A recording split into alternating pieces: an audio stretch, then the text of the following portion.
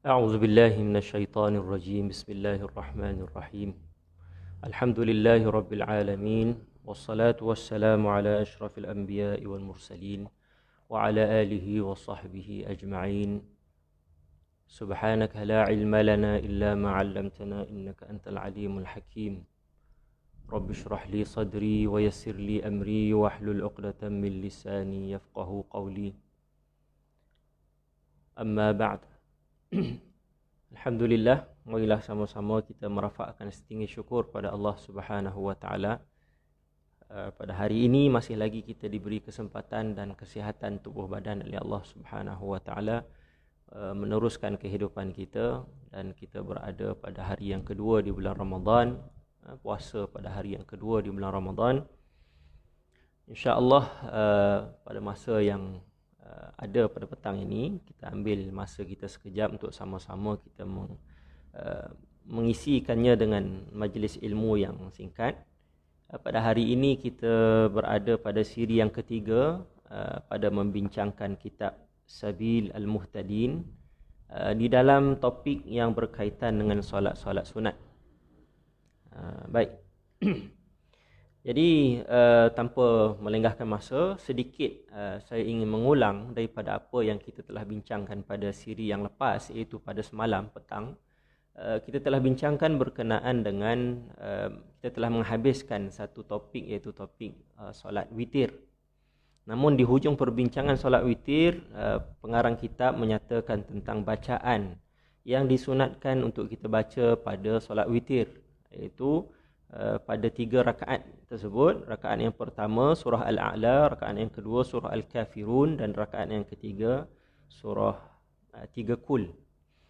Jadi di sini kita relatekan dengan perbincangan yang sebelumnya, iaitu berkenaan dengan kaifiat menunaikan solat witir ini ada 2 jenis, sama ada dilakukan secara wasal ataupun dilaksanakan secara fasal. Wasal ni maksudnya secara bersambung. Maksud bersambung ataupun wasal ini iaitu kita menggabungkan di antara rakaat yang kedua dan rakaat yang ketiga. Maksudnya rakaat yang terakhir dengan rakaat yang sebelum terakhir. Di dalam satu salam. Maksudnya kalau kita tunaikan solat witir itu 3 rakaat, maksudnya satu salam sahaja. Dengan 3 rakaat itu satu salam sahaja, itu secara wasal. Dan yang ketiga kita laksanakan secara fasal, 2 rakaat, satu salam, kemudian 1 rakaat lagi, satu salam yang lain. Itu 2 kaedah yang berbeza, dan kita nyatakan di sini, pengarang kitab menyatakan bahawa cara fasal itu mengasingkan, maksudnya 2 rakaat, 1 salam, kemudian 1 rakaat, itu lebih afdal, itu lebih aula, kerana Nabi SAW daripada riwayat menunjukkan bahawa baginda lebih gemar dan lebih banyak melakukan cara yang kedua ini, iaitu fasal. Cuma ingin dibincangkan di sini, saya cuba ingin relatekan dengan pembacaan di dalam solat witir ini terutamanya. Kerana ada di sana yang melaksanakan secara wasal, maksud ini harus boleh secara wasal dengan 1 salam saja di hujung. Namun apabila dilakukan lebih daripada 3 rakaat, contohnya dibuat 5 rakaat ataupun 7 rakaat, bagaimana pula dengan bacaan yang ada di dalam solat witir tersebut? Adakah masih lagi dikekalkan dengan sunnah baca surah tadi, Al-A'la, Al-Kafirun dengan 3 Kul? Maka dinyatakan pandangan daripada Imam Syekh Al-Bulqini, katanya tidak lagi disunnahkan dengan bacaan ini sekiranya surah-surah yang dibaca sebelum 3 rakaat yang terakhir itu, contohnya buat 5 rakaat, rakaat yang 1, rakaat yang kedua itu sekiranya didirikan dan dibaca surah yang lebih panjang, maksudnya surah yang lebih awal. Contohnya surah Al-Baqarah, surah Ali Imran, ataupun surah Al-Mulk. Sekiranya begitu, maka sunnah untuk kita baca. Sekiranya kita tidak membaca surah tersebut, maksudnya surah yang sebelumnya, contoh kita hanya baca surah pendek, surah lazim. Dan rakaat pertama kita baca, contoh kita baca Qul Huwallah juga, surah yang pertama, rakaat yang pertama. Kemudian rakaat yang kedua, Qul a'udzu birabbil falaq. Kemudian masuk rakaat ketiga, kita nak baca Sabbihisma rabbikal a'la. Jadi di sini menurut fatwa Al-Bulqini, katanya tidak lagi disunnahkan sedemikian. Bahkan dia bercanggahan dengan sunnah. Kerana apa? Kerana menurut Imam An-Nawawi, sunnah bacaan di dalam solat itu ada dua, sama ada dia mengikut turutan di dalam solat, itu yang pertama. Yang keduanya, sunnah juga baca pada rakaat yang terdahulu, rakaat yang awal itu lebih panjang daripada rakaat-rakaat yang seterusnya. Contoh kalau kita solat 2 rakaat, rakaat yang pertama itu lebih panjang daripada rakaat yang kedua. Itu sunnahnya. Tapi kalau kita nak kata solat itu sah ke tak sah? Sah, tak ada masalah, jangan risau. Cuma dari sudut adabnya, sunnahnya yang lebih elok adalah kita pastikan rakaat yang terdahulu itu lebih panjang daripada rakaat-rakaat yang selepasnya. Dan rakaat yang terdahulu itu dibaca mengikut turutan di dalam Al-Quran. Kan? Tak adalah baca surah yang rakaat pertama Qul Huwallah, rakaat yang kedua surah Al-Baqarah, rakaat yang ketiga surah Qul A'udzu Birabbil Falaq, rakaat keempat surah Ali Imran. Jadi dia tak mengikut susunan. Maka itu ulama ataupun Imam Al-Bulqini kata ianya bercanggahan dengan as-sunnah. Itu sedikit saya ingin tambah daripada perbincangan daripada minggu yang semalam, siri yang lepas. Hari ini insya-Allah kita akan bincang pada bab yang seterusnya, iaitu bab yang kedua, berkenaan dengan solat sunat rawatib. Kata pengarang, kemudian daripada witir, maka yang terafdal sembahyang sunat rawatib yang muakkad, iaitu 10 rakaat. Di sini pengarang menyusun secara tidak langsung, kita faham yang lebih afdal selepas solat witir itu adalah solat rawatib. Rawatib ini adalah solat yang mengiringi solat-solat fardu. Solat qabliyah ataupun ba'diyah, nama lainnya. Jadi pengarang kata, kemudian daripada witir itu, maka yang terafdal adalah sembahyang sunat rawatib yang muakkad. Ini yang sebab dalam solat sunat rawatib ada dua kategori, ada yang muakkad, ada yang tidak muakkad. Muakkad ni maksudnya yang sangat-sangat dituntut. Kerana Nabi SAW tidak pernah meninggalkannya. Konsisten Nabi laksanakan. Jadi turutannya selepas rawatib, afdalnya adalah rawatib. Selepas solat witir adalah rawatib yang 10 rakaat. 2 rakaat dahulu daripada subuh. Ini turutannya. Maksudnya sebelum solat solat fardu subuh, adanya solat sunat 2 rakaat. Itu pengarang sedang mengirakan yang mana 10 tu. 2 sebelum subuh. Dan 2 rakaat dahulu daripada zuhur. 2 rakaat sebelum zuhur qabliyah. Ataupun Jum'ah. Maksudnya kalau pada hari Jumaat kita tak ada solat zuhur, jadi digantikan sunat itu sama juga keadaannya. Walaupun kita nak solat Jumaat ataupun nak solat zuhur, masih lagi dituntut dan dianggap sebagai sunnah mendirikan 2 rakaat sebelumnya. Dan 2 rakaat kemudian daripada keduanya, maksudnya 2 rakaat kemudian daripada zuhur ataupun Jumaat tadi. Ada tuntutan 2 rakaat selepas zuhur ataupun 2 rakaat selepas Jumaat. Dan 2 rakaat kemudian daripada maghrib. 2 rakaat ba'diyah selepas maghrib. Dan 2 rakaat kemudian daripada isya. 2 rakaat selepas isya. Tetapi yang terafdal di dalam 10 rakaat itu, iaitu 2 rakaat dahulu daripada subuh.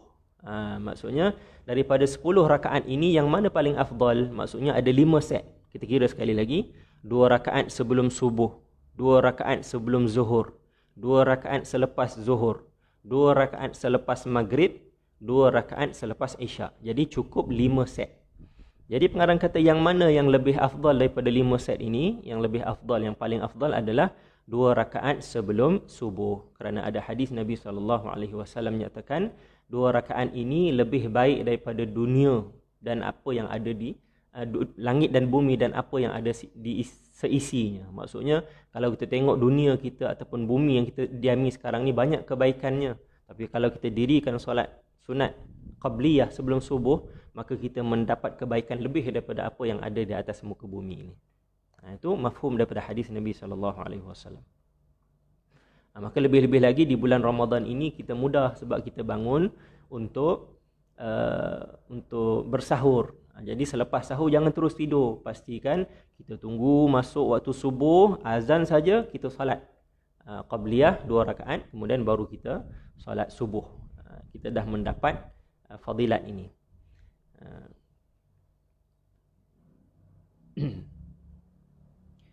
Kemudian dah pengarang katakan tetapi terafdal di dalam 10 rakaat itu iaitu 2 rakaat dahulu daripada subuh juga.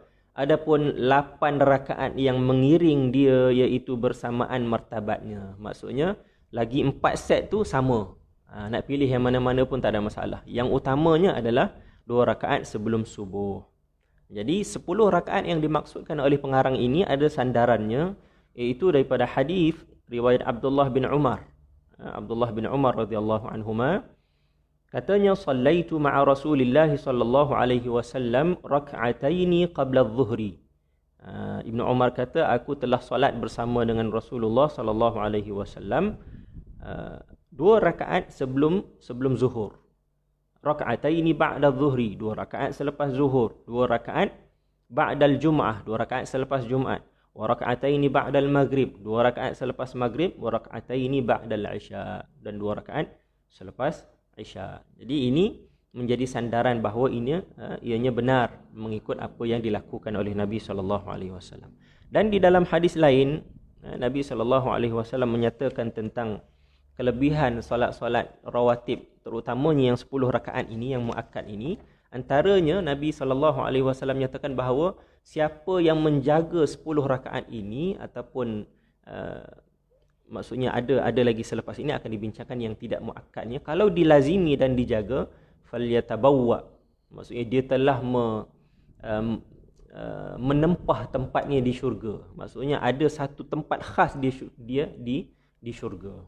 Jadi kita berusaha untuk mendapat apa yang dijanjikan oleh Nabi sallallahu alaihi wasallam. Dengan menjaga 10 rakaat ini ada tempat kita yang khas di syurga nanti insya-Allah. Baik. Itu berkenaan dengan rawatib yang muakkad. Setelah perbincangan berkenaan dengan rawatib ini, pengarang terus masuk pada bab yang ketiga iaitu berkenaan dengan tarawih. Solat sunat tarawih. Cuma di sini saya suka untuk menambah sedikit mungkin untuk maklumat tambahan kita berkenaan dengan solat sunat rawatib ini yang tidak muakkad. Maksudnya yang tambahan. Adakah 10 ni saja? 2 sebelum subuh, 2 sebelum zuhur, 2 selepas zuhur, 2 selepas maghrib dan 2 selepas isyak sahaja? Di dalam kitab-kitab fiqh mereka meletakkan satu lagi kategori iaitu yang tidak muakkad. Tidak muakkad ini maksudnya tambahan daripada yang 10 tadi. Tambahannya di mana? Tambahannya pada 2 rakaat tambahan sebelum zuhur. Maksudnya tadi dah ada 2 rakaat, ditambah lagi dengan 2 rakaat. Jadi itu yang tidak muakkad. Maksudnya kalau kita tak boleh buat 4 pun, buat 2 pun okey dah. Kalau buat 4 lagi bagus. Apa lagi? 2 rakaat selepas zuhur. Maksudnya totalnya jadi sebelum zuhur 4 dan selepas zuhur 4. Dan ada hadis Nabi SAW nyatakan siapa yang menjaga 4 rakaat sebelum zuhur dan 4 rakaat selepas zuhur, maka dia telah diharamkan daripada api neraka Allah Subhanahu wa taala. Ini kelebihan dan fadilat yang sangat besar. Kemudian ada lagi 4 rakaat sebelum asar. Kan? Dalam hadis yang lain dinyatakan ada 4 rakaat sebelum asar. Siapa yang solat maka Allah Taala merahmati orang tersebut. Allah Ta'ala merahmati dan memelihara sesiapa yang menjaga 4 rakaat sebelum asar. Kemudian 2 rakaat sebelum maghrib. Ada juga 2 rakaat sebelum maghrib. Ada juga menurut pandangan di dalam mazhab Syafi'i bersandarkan dengan hadis ataupun asar yang mengatakan bahawa para sahabat itu berebut-rebut untuk mencari tiang. Maksudnya mencari tiang untuk mereka jadikan sebagai sutrah untuk mereka dirikan solat sunat 2 rakaat. Itu diriwayatkan menunjukkan pada waktu maghrib. Maksudnya sebelum masuk waktu maghrib, dah masuk waktu maghrib ada qabliyahnya. Dan juga 2 rakaat sebelum isyak pun ada. Berdasarkan hadis Nabi SAW yang umum, Nabi nyatakan antara 2 azan, bainal azanaini rakaat salah. Maksudnya antara 2 azan itu adanya solat. Maksudnya solat sunat 2 rakaat. Jadi sambungan daripada hadis tu Nabi kata liman syaa, siapa yang mahukan. Jadi dia tak wajib. Tapi kalau yang nak buat boleh. Antara azan dan iqamah itu yang dimaksudkan dengan 2 azan. Maksudnya azan ada solat. Azan ada solat. Selepas azan dan sebelum iqamah adanya solat sunat di situ. Itu secara ringkas berkenaan dengan solat sunat rawatib yang tidak muakkad. Baik. Seterusnya kita bincangkan berkenaan dengan solat sunat tarawih. Nah, ini mungkin kita pun dah alami dah dua malam dah kita bertarawih pada tahun ini. InsyaAllah kita akan melihat apakah panduan daripada pengarang kitab ini. Kata pengarang berkenaan dengan solat tarawih, maka yang terafdal kemudian daripada rawatib yang 10 rakaat itu sembahyang tarawih. Ini pengarang kitab kata, selepas solat witir, solat rawatib. Lepas rawatib, tarawih. Itu dia punya kedudukan dia. Iaitu 20 rakaat pada tiap-tiap malam daripada bulan Ramadan. Solat tarawih ada berapa rakaat? 20 rakaat hanya pada bulan Ramadan. Sebab ini yang kita kata istimewanya Ramadan, kerana tarawih itu hanya boleh didirikan di bulan Ramadan sahaja. Apakah sandaran pengarang yang menyatakan 20 rakaat ini? Di sini pentahqiq kitab ini Ustaz Muhammad Haidir Husin mendatangkan beberapa hadis yang menyatakan tentang solat tarawih itu 20 rakaat.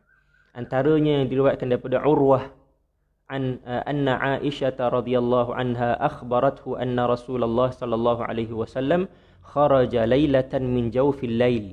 Ini daripada Urwah dicerita bahawa Aisyah radhiyallahu anha menceritakan bahawa Nabi sallallahu alaihi wasallam satu ketika, satu malam keluar, kemudian mendirikan solat di masjid. Wa shalla rijalun bi salatihi, dan orang lain pun, para sahabat pun solat bersama dengan Nabi sallallahu alaihi wasallam.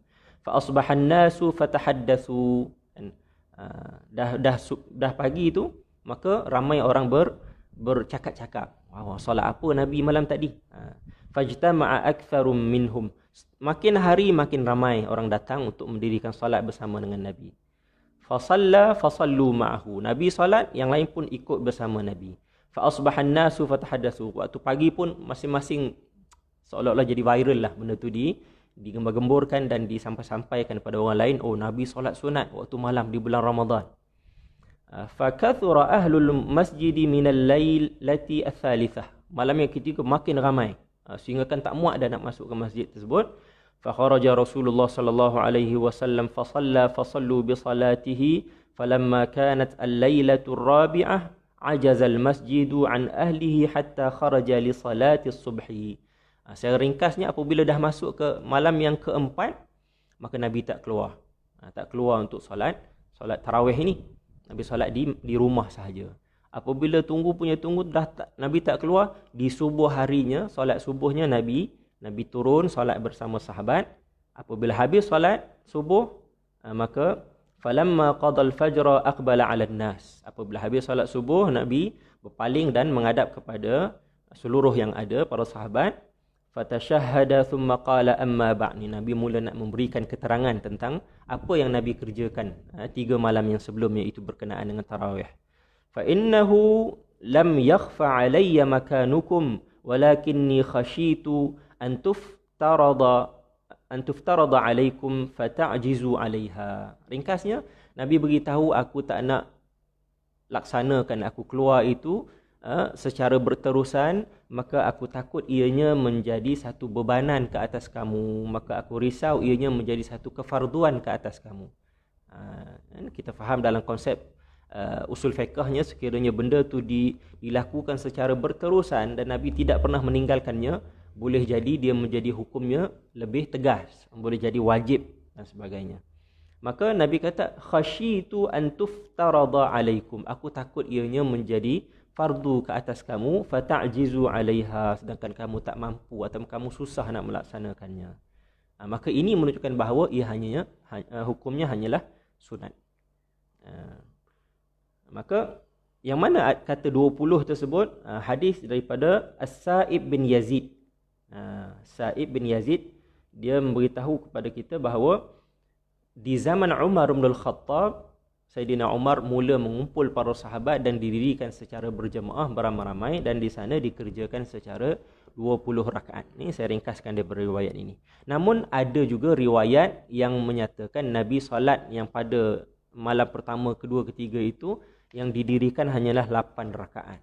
Maka boleh, tak ada masalah. Seperti mana yang kita bincang sebelum ini, ada pengarang kitab menyatakan bahawa dapat juga pahala jika ianya tidak dikerjakan secara complete set. Maksudnya tidak 20 rakaat, tidak 8 rakaat, tetapi berdasarkan setakat mana kita mampu.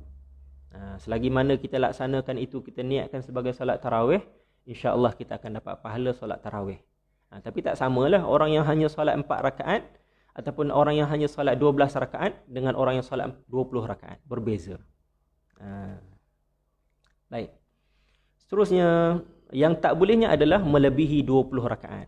Di sini pengarang nyatakan, dan tiada harus mengerjakan sembahyang tarawih lebih daripada 20 rakaat. Jadi kalau orang khilaf 8 ke 20 tak ada masalah. Dua-dua pandangan itu boleh diamalkan. Cuma yang tak boleh lebih daripada 20. Iaitu 5 tarawih, kerana tiap-tiap 4 rakaat itu satu tarawih. Ini berkenaan dengan nama tarawih. Solat sunat tarawih itu dinamakan tarawih kerana asalnya pada perkataan tarwihah. Tarwihah ni maksudnya rahah, berehat.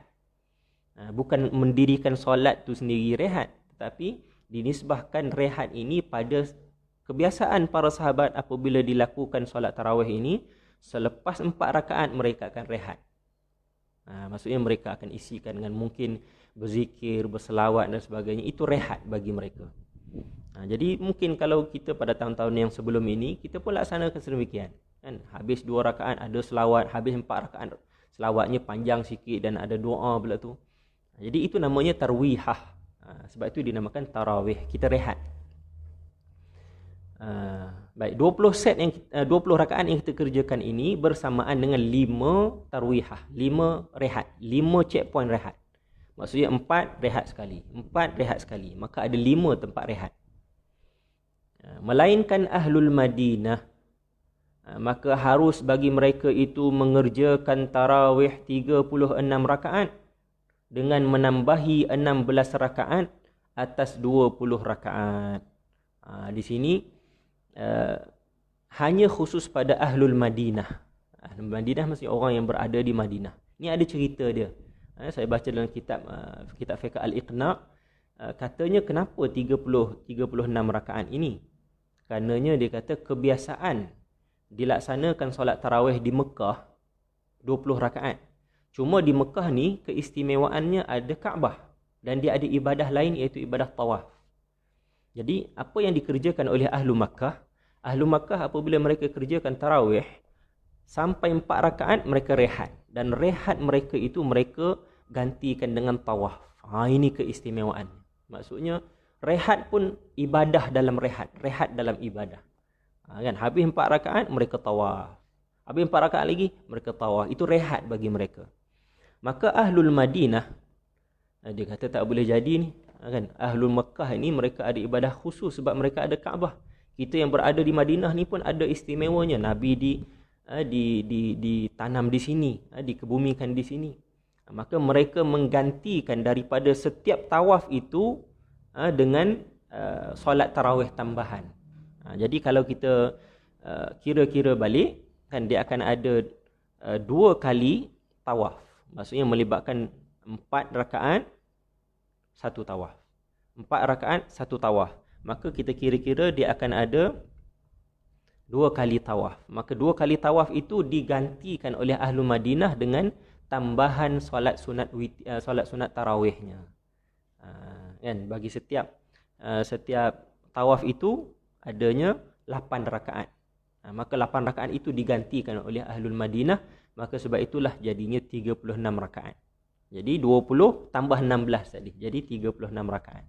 Yang tempat lain tak boleh nak buat lah. Kita tak ada apa-apa keistimewaan. Kita hanya buat 20 rakaat saja. Tetapi menyimpankan atas 20 rakaat terutama bagi mereka itu daripada membawa 36 rakaat. Walaupun sedemikian, pengarang kata, walaupun ada pandangan yang ingin mentakwil sedemikian tambah sampai 36 rakaat, tapi pengarang kata kekal dengan 20 rakaat itu lagi bagus dan lagi afdal. Baik. Itu berkenaan dengan larangan melebihi 20 rakaat. Kemudian berkenaan dengan sebab rawatib lebih afdal berbanding tarawih. Tadi kita bincang tadi, pengarang hanya nyatakan rawatib yang muakkad, yang 10 rakaat. Di sini dicuba kaitkan dengan yang tidak muakkad. Kata Syekh Ziyadi, bermula wajah mendahulukan sunat rawatib atas tarawih, dan jika ada ia jemaah itu disunatkan pada sembahyang sunat tarawih sekalipun, kerana bahawasanya Nabi SAW adalah ia sentiasa mengekali atas rawatib, tiada tarawih. Di sini pengarang kitab datangkan pandangan Syekh Ziyadi. Syekh Ziyadi kata, bermula wajah mendahulukan sunat rawatib atas tarawih. Bagi Syekh Ziyadi kata, tarawih itu lebih afdal daripada solat sunat rawatib. Dan jika ada mendahulukan solat sunat rawatib, atau balik, mendahulukan solat sunat rawatib di atas solat sunat tarawih, walaupun solat sunat rawatib itu tidak disyariatkan dilakukan secara berjemaah seperti mana tarawih. Kan kita sebut sebelum ni ada kaedah fiqh menyatakan apa yang disyariatkan dilaksanakan secara berjemaah, maka automatik dia lebih afdal daripada solat sunat yang tidak disyariatkan dilakukan secara berjemaah. Tapi pengecualian di sini adalah pada solat sunat rawatib. Sebab apa? Itu pengarang kata sini adalah bahawasanya Nabi SAW adalah ia sentiasa mengekali atas rawatib, tiada tarawih. Maksudnya konsisten Nabi SAW mengerjakan rawatib itu lebih konsisten daripada Nabi mengerjakan solat sunat tarawih. Dan diambil daripada ta'lil itu bahawasanya kalam pada rawatib yang muakkad. Daripada statement yang kita kata rawatib itu lebih afdal daripada tarawih, yang dimaksudkan itu bagi pengarang kitab, bagi Syekh Ziyadi, dia kata yang lebih afdal itu adalah rawatib yang muakkad sahaja, bukannya rawatib yang ghairu muakkad, yang tidak muakkad. Baik, habis kata-kata Ziyadi. Adapun rawatib yang tiada muakkad, maka tersebut di dalam matan irsyad bahawasanya ditakhirkan ia daripada tarawih dan daripada 2 rakaat tawaf dan 2 rakaat ihram. Maksudnya kalau yang tidak muakkad itu, rawatib yang tidak muakkad yang tambahan tadi tu, kedudukannya duduk di bawah solat sunat tarawih dari sudut afdaliyahnya. Dan juga terkemudian daripada solat sunat tawaf. Solat sunat tawaf ni maksudnya selepas kita tawaf, kita disunatkan untuk solat sunat selepas itu. Dan begitu juga dengan ihram. Ketika kita pakai ihram, ada solat sunatnya selepas itu. Dan yang muktamad bahawasanya rawatib atas itlaq afdal daripada tarawih, kerana bahawasanya rawatib itu tabi' ia bagi fardu. Ini pengarang kitab kata. Tadi pandangan Syekh Ziyadi dan dinakalkan daripada pandangan di dalam matan irsyad. Di sini pengarang kata yang muktamad, yang lebih utama, yang menjadikan pandangan itu lebih kuat, bahawasanya rawatib atas itlaq afdal daripada tarawih. Maksudnya rawatib itu tidak dibahagikan yang muakkad ke yang tidak muakkad. Menurut pengarang kitab, dikata namanya solat sunat rawatib qabliyah ba'diyah, tak kira muakkad ataupun tak muakkad, ianya lebih afdal daripada solat sunat tarawih. Tuan-tuan, di sini kita boleh buat satu kesimpulan, tuan-tuan. Yang pertama, kita jaga solat fardu kita. Yang kedua, walaupun di bulan Ramadan, yang lebih kita jaga adalah solat sunat rawatib. Kerana dari sudut afdaliyahnya adalah ia berada di atas daripada solat sunat tarawih. Tarawih kita jaga juga kerana ia berada di bulan yang barakah ini, bulan yang khusus untuk mendirikan tarawih. Tapi jangan lupa ada yang lebih afdal, solat sunat rawatib. Jadi kita berada di rumah dan musim PKP ni tak pergi ke mana, tuan-tuan, ada masa untuk kita laksanakan solat sunat rawatib, qabliyah ataupun ba'diyah. Dan dengar saja azan, walaupun lewat sikit sebelum kita solat zuhur, sebelum kita solat asar, tunaikan dulu solat sunat 2 rakaat qabliyah. Nanti kalau kita ada masa, kita akan bincang dengan lebih detail berkenaan dengan solat sunat rawatib dari sudut kaifiyat dia. Baik, di sini Pengarang kitab kata lebih afdal rawatib itu secara itlak, secara keseluruhannya, muakkad dan juga tidak muakkad, ke atas sembahyang tarawih.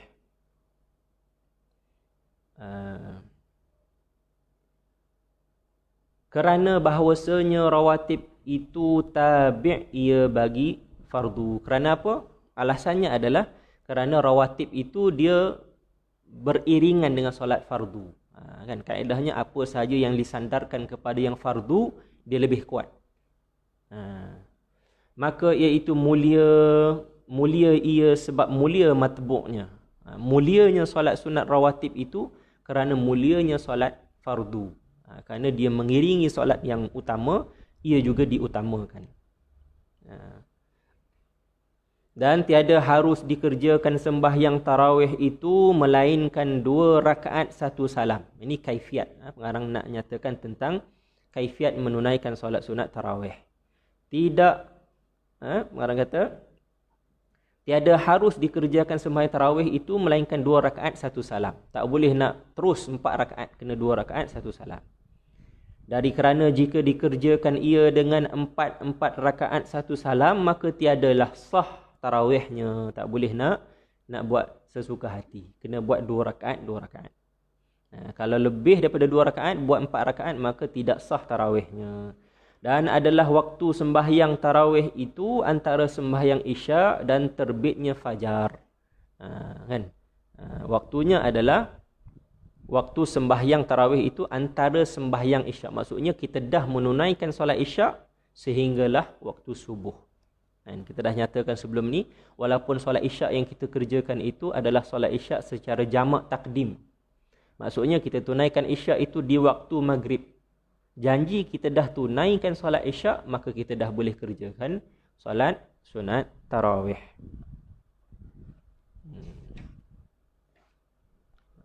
Okey, setakat itu dulu perbincangan kita di dalam kitab Sabilul Muhtadin berkenaan dengan solat-solat sunat. Dan pada hari ini kita dah cover dua jenis solat, iaitu solat sunat rawatib dan solat sunat tarawih.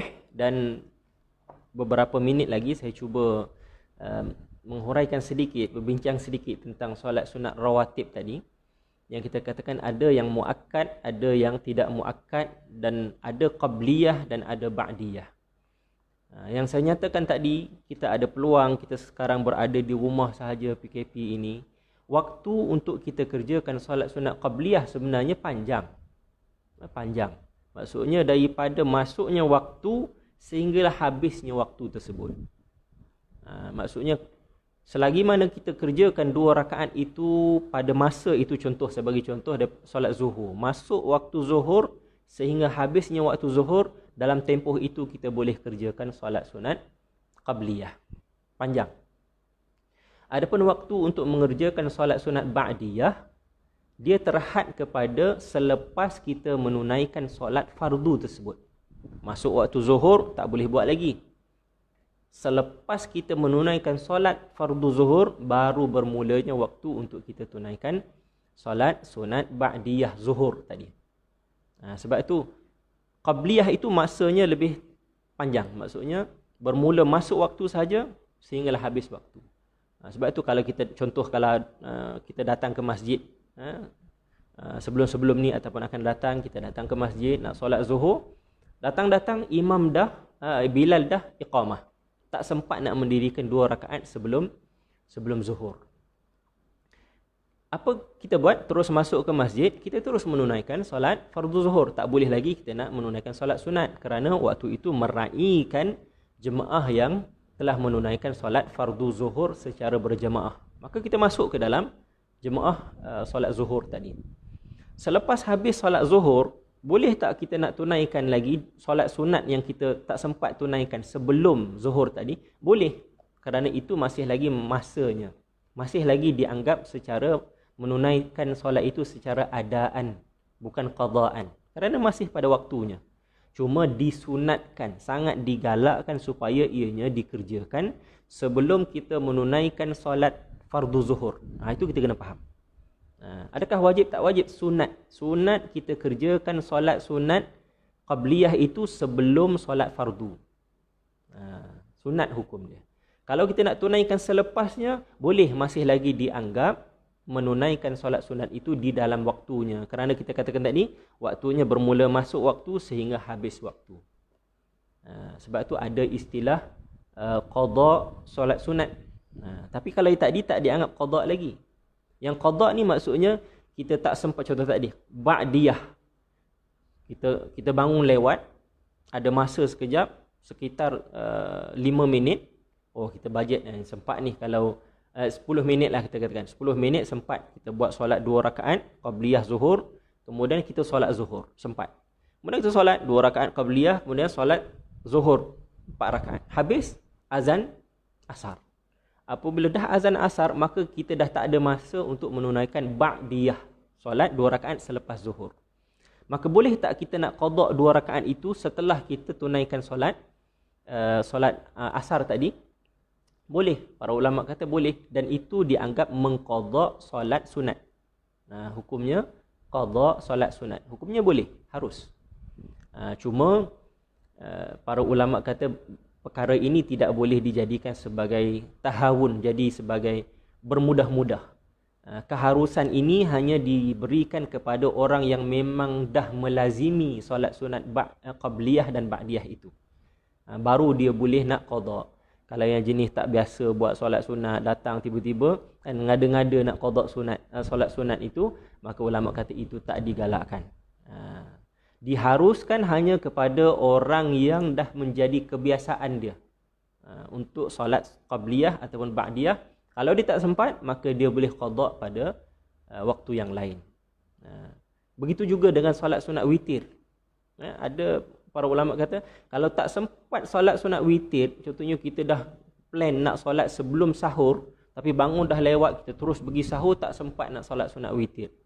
Para ulama kata apa? Boleh kita nak qada solat sunat witir itu. Waktunya bila? Selepas matahari terbit, maksudnya waktu duha. Kan? Seolah-olah kita tunaikan waktu duha itu, tunaikan solat duha itu, dan kita sekalikan dengan solat sunat witir. Kalau dah jadi kebiasaan kita solat, contoh kita katakan 7 rakaat solat witir. Setiap hari kita solat witir 7 rakaat. Malam tu tak sempat. Maka pagi esok tu kita qada balik dengan berapa rakaat? Adakah dengan 7 rakaat? Tak. Ulama kata dengan 8 rakaat solat duha. Maksudnya dengan 4 salam. Ini dianggap qada balik. Dianggap sebagai kita qada balik solat witir. Jadi saya nak sampaikan di sini bahawa solat sunat yang kita kerjakan sekiranya menjadi satu kelaziman, maka ada kelebihan kepada kita, iaitu kita boleh qada pada masa-masa yang kita terlepas. Maka marilah sama-sama kita mengambil peluang ini kan, di bulan Ramadan dan juga di dalam musim PKP yang kita mungkin kita kata minima lah, kerja kita taklah semaksima waktu-waktu yang lain. Maka marilah kita mengambil masa ini untuk kita memperbanyakkan solat-solat sunat, usaha untuk kita memperbaiki solat-solat sunat kita supaya solat sunat itu dapat menampung segala kekurangan di dalam solat-solat fardu, solat-solat fardu kita. Saya ingat setakat itu dulu perbincangan kita pada hari ini. Insya-Allah kita akan sambung lagi pada siri yang keempat, itu pada esok hari. Insya-Allah itu yang terakhir. Pada esok hari insya-Allah saya akan membincangkan berkenaan dengan solat sunat duha dan juga mungkin solat sunat tahajud. Saya akan pilih dua jenis solat sunat inilah. Kalau kita nak fokuskan pada semua mungkin tak sempat. Mungkin saya akan ambil 2 jenis lagi, solat sunat duha dan juga solat sunat tahajud, insya-Allah. Wallahu a'lamu bis-shawab. Apa yang baik itu daripada Allah Subhanahu wa taala, apa yang kurang itu daripada kelemahan diri saya sendiri. Mohon tunjuk ajar daripada para asatizah yang mungkin terlihat live saya pada hari ini ataupun rakamannya. Sekiranya ada kekurangan mohon diperbaiki. Aqulu qawli hadza, astaghfirullahal azim li wa lakum. Assalamualaikum warahmatullahi wabarakatuh.